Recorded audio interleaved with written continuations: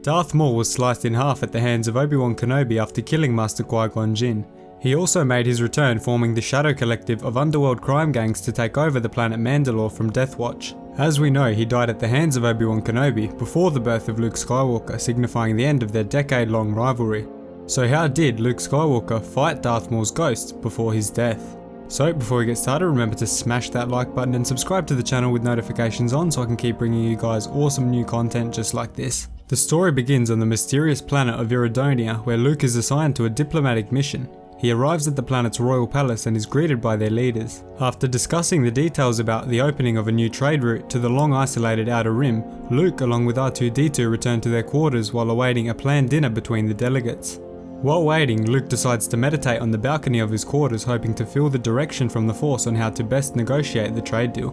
While Luke was in a calm state of rest, R2 noticed a misty figure behind the two, quickly alerting Luke. Upon hearing R2's call of distress, Luke quickly drew his lightsaber at the figure, igniting its green blade. The ghost of Maul swung his double-bladed lightsaber at Luke, hoping to impale him as he did to Master Qui-Gon Jinn. Luke fiercely fought back at the ghost of Maul, dodging and blocking anything that came at him. Luke eventually was able to conjure enough strength to force push Maul's ghost back, shocking him and causing him to dissolve away into the wind. This left Luke and R2 shocked and puzzled at how the ghost of a long-dead Sith Lord could come back as a ghost.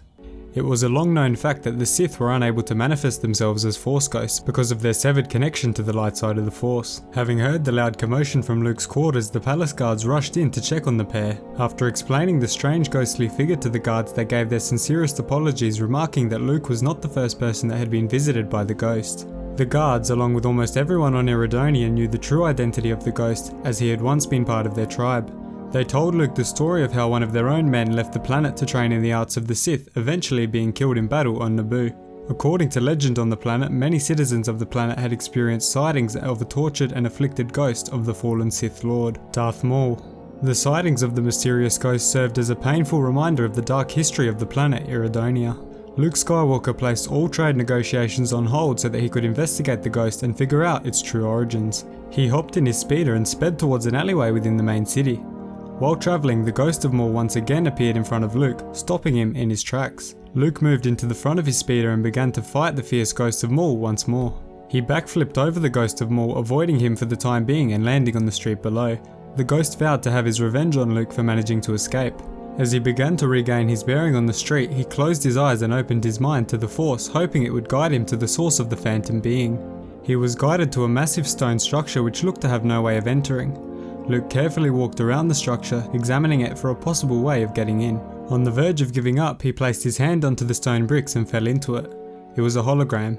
Luke was surprised by this revelation and wondered what could be hiding inside. As he lifted himself off the ground, Luke was shocked to see a lab riddled with electrical wiring and life support tanks as far as the eye could see. His gaze was abruptly interrupted by a man wearing what looked to be a lab coat and glasses. The man made it very clear to Luke that he was trespassing in the lab.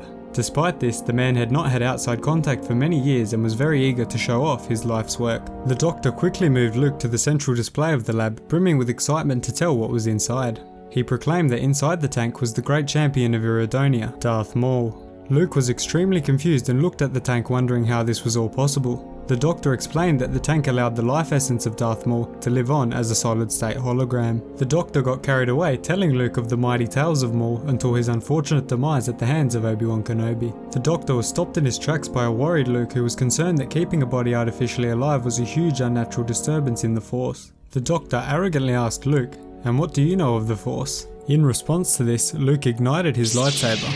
This frightened the doctor, prompting him to run away from the laboratory. Luke emptied the tank, killing the essence of Darth Maul once and for all and removing the unnatural disturbance in the Force. At least, for now. That's the story of how Luke Skywalker fought the ghost of Darth Maul.